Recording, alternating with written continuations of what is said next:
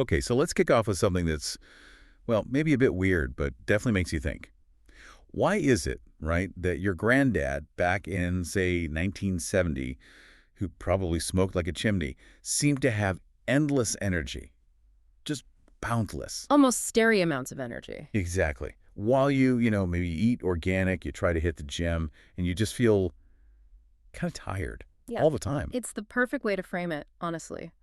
Because it points straight to this, frankly, staggering statistic. On average, testosterone levels in the population now are about 60% lower than they were back then in 1970. 60%. Okay, that's not a dip, that's a cliff dive. It's a collapse, absolutely. Right, so that kind of explains why we're all walking around feeling a bit depleted. So, okay, our mission today, let's dive into why this huge drop happened, and also whether the main fix people talk about, TRT, testosterone replacement therapy, is, actually worth considering given all the scary stuff you hear. Yeah, all the traditional warnings. And we should probably do this with a bit of a sarcastic edge, right? Keep it real, not like some dry medical lecture. Definitely. So the big takeaway, right up front. The big thing is, it's probably not you, not some personal failing. We really need to shift the focus from blaming ourselves to looking at the absolute chaos of the modern environment we live in. The punchline comes early. So we're being, slowly poisoned? Is that too dramatic? It's not really too dramatic, sadly. We're talking about plastics, these forever chemicals you hear about, pesticides, insecticides, herbicides, all that stuff. Okay. And these are endocrine disruptors. Exactly. They mess with your hormones. And they seem particularly good at targeting the very cells that are supposed to make testosterone. Like, they hit them hardest. And avoiding them is tricky. It's incredibly difficult, even if you're super careful, organic food, glass containers, the whole 9 yards. You still have to breathe, right? Right. And these microscopic plastic particles, they get absorbed straight through your lungs. They've found them literally everywhere, every continent, even in remote places. So just trying to avoid this stuff, Yeah. it feels like a losing battle if that's your only strategy. Pretty much, yeah. The world we live in basically guarantees exposure, which naturally leads people to think about therapy. Which brings us right back to TRT. And And yeah, the usual warnings that pop up immediately, big scary ones. oh, yeah, the classics, the ones drilled into us for decades. Mainly cardiovascular risks, heart attacks, strokes, and the other big one, always mentioned, is prostate problems. Prostate cancer, specifically. The standard medical line was always that replacement therapy itself was risky business. Inherently dangerous, yeah. That was the thinking. Okay, so let's challenge that directly, because the research seems to be painting a very different picture now. What about that heart disease risk? Has that changed? It's changed massively. It's a huge shift. Recent studies, really solid clinical findings. They completely contradict those old warnings. In fact, just recently, the FDA actually pulled its specific caution about heart disease and stroke right off the testosterone warning labels. Wow. Okay, so decades of medical caution just reversed. Is the new thinking that it's just not risky, or is it something more? Yeah. It's more. The really key insight now is that when TRT is done properly, Right. The method matters. hugely. When done properly, it doesn't just not increase the risk of things like heart attacks and strokes. It actually seems to significantly reduce the risk. Reduce it. Okay, that completely flips the script. From managing danger to actually preventing disease. Precisely. It's a whole new way of looking at it. That's huge. Okay, what about the other big fear, the prostate cancer thing? This idea that giving testosterone is like, I don't know, pouring gasoline on a potential fire in the prostate. Is that still the view? Nope. It's actually the exact opposite of what we now understand. There's research going back well over a decade now, including some really significant work out of Harvard, Okay. that found higher testosterone levels actually cause prostate cancer cells to die off. Apoptosis. So it kills them. Yeah. That's completely counter to everything doctors were taught for years. Completely counter. It confused, and frankly still confuses, a lot of practitioners today because the old teaching was so ingrained. Okay, so if the therapy itself isn't inherently the villain we thought, it might even be protective, the how must be incredibly important, the delivery method. I'm guessing dumping it all in at once isn't ideal. You guessed right. That's the absolute core of it. The delivery method basically dictates whether you get steady health benefits or just ride a crazy hormonal roller coaster. Let's start with the easy one people try. The creams. Rub-on stuff. Ah, yes, the creams. Look, they sound convenient, but they're notoriously ineffective for achieving real, stable replacement. How ineffective? Well, studies show only about maybe 20% of the time do they actually get someone into what we'd call a proper therapeutic range. And even then, it only lasts for a few hours, maybe half a workday if you're lucky. So it's like trying to fuel a car for a road trip with like a thimble of gas every few hours. That's a perfect analogy, yeah. You just can't sustain the journey. It doesn't work for steady levels. Okay, so creams are out for serious replacement. What about injections? That's probably the most common method people know about, right? Weekly or bi-weekly shots? Still very common, yeah. Right. But they have a fundamental flaw: the huge peak and the deep trough. Explain that. When you get that shot, you get this massive, totally unnatural spike in testosterone way above normal levels. Your body kind of panics. Panics how? It tries to compensate. It forces the overproduction of other hormones downstream, and the main one is estrogen. So for the first, say, 36 to 48 hours after an injection, you get this huge surge in estrogen levels. Oh. And is that why you sometimes hear stories like spouses saying they find their partner really irritable after their shot? That's exactly it. A lot of that irritability, sometimes even aggression, it isn't directly the testosterone spike itself. It's that massive, sudden estrogen surge that follows. Remember, all the estrogen in our cells, men and women, actually comes from testosterone converting into it. Right. So you force this unnatural high, the body reacts with this estrogen flood, you feel kind of edgy and weird, and then inevitably, you crash hard just before the next shot is due. So it's this constant up and down cycle. An angry high followed by a slump. Plus, you're tied to going back to the doctor every week or two just to ride this unnatural wave again. Exactly. It's just not mimicking how the body is supposed to work. Which leads us to the method designed for stability: pellets. Pellets. Okay, that sounds maybe more modern, but you mentioned they've been around a while. Oh yeah, since the 1940s. They're not new tech. They're basically just tiny compressed pellets of pure 100% human bioidentical testosterone.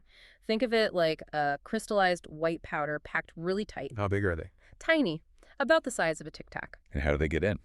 It's a simple procedure. The area, usually in the fatty layer like the hip, is numbed up really well with lidocaine, and then it's just a quick little poke to insert the pellet under the skin. Okay, and the big selling point is stability. Mm. No spikes and crashes. That's the key.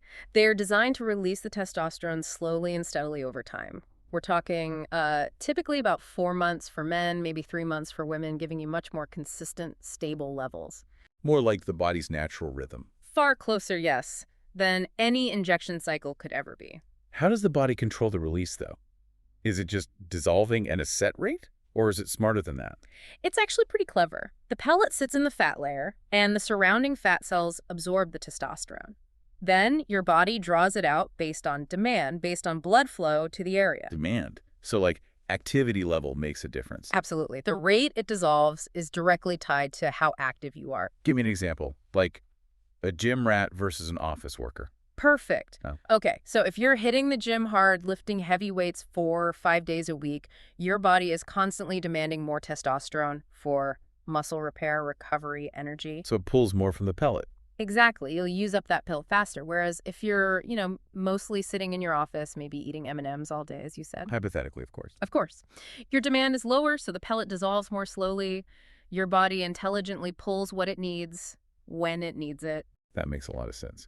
Okay, now we've been talking a lot about men because TRT is often framed that way. But you mentioned earlier that women are a huge part of this too. We absolutely have to talk about women. It's critical. Testosterone isn't just a male hormone. It's actually the most abundant active hormone in both men and women. Really? More abundant than estrogen in women? The most abundant active one, yes. In some specialist clinics focusing on pellet therapy, maybe 60% of their patients are female. 60%. Okay, so this must completely change how we think about things like menopause. I always learned that was mainly about estrogen dropping off. That's the common teaching, but it's not the full story. And honestly, just giving estrogen back often proves pretty ineffective for a lot of women's symptoms. Menopause is fundamentally driven by a testosterone deficiency. Because testosterone is upstream. Exactly. Testosterone is the precursor. It's what the body uses to make cellular estrogen.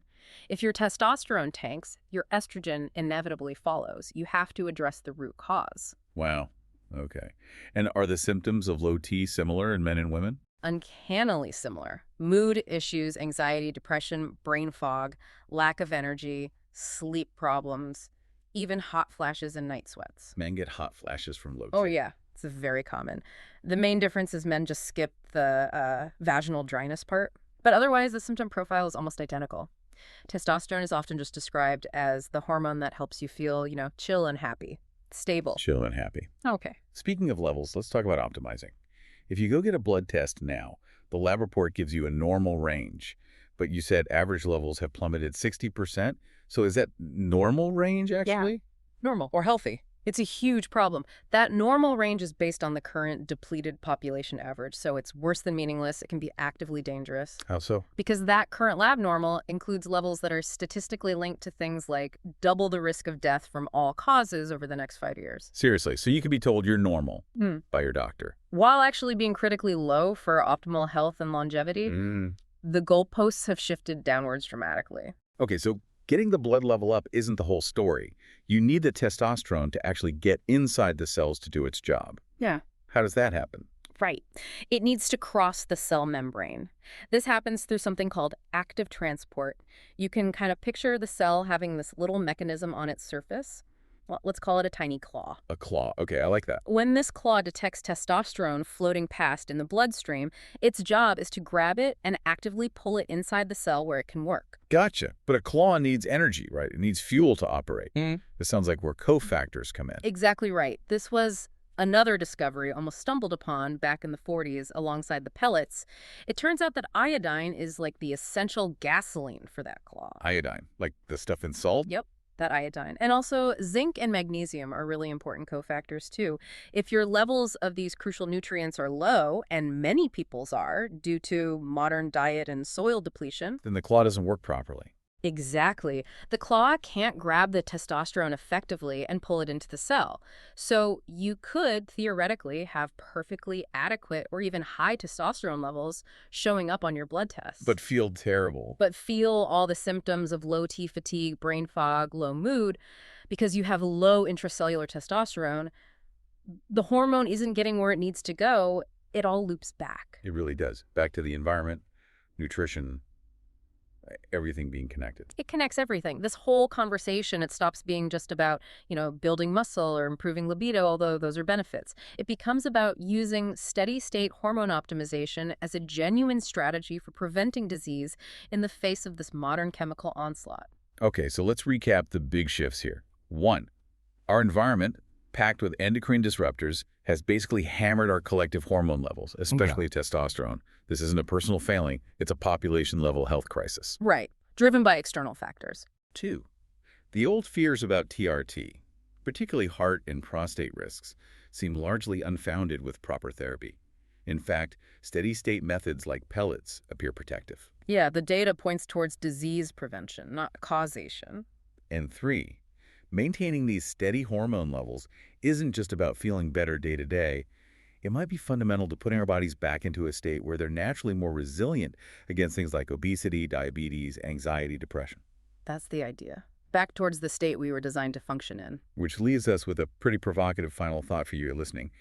If living in this modern world practically guarantees our endocrine systems are going to get swamped by these chemicals, these hormone disruptors, is optimizing and potentially replacing deficient hormones no longer just a lifestyle choice or an anti-aging luxury? But maybe a necessity. Yeah, a necessity for anyone who actually wants to maintain genuine, robust health past a certain age in the world we actually live in.